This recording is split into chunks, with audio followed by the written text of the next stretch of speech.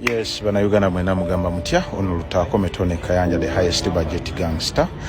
Ndi wano okubagamba oba okubategeeza nti bw'oba oyina muganda wo, sister wo, brother wo oba omuntu yenna ng'omumanyi ebbanga lyonna abadde ayagala kujoininga film industry ye Uganda, oba ayagala kuyiga kujoininga acting, oba ayagala kuyiga ku directinga, kuwandiika firimu, omukisa gwo guzze. Era omukisa guno nga LTK Film Academy ezze okuyamba ku bantu abayagala skills z'oku actinga, directinga n'okuwandiika.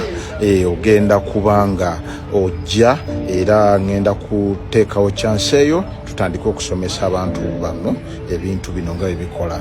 So bw'obanga oli interested, obanga oyemanyiyo omuntu ali interested okuyingira acting, professional storytelling, weereza omuntu oyo video era ankubireko ku 0703857679.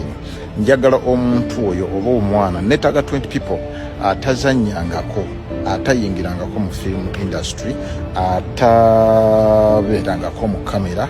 Those are the people I need 20 people abali ready otandika career yaabwe mu actinga, mu directinga ne mu kuwandiika. Thank you so much.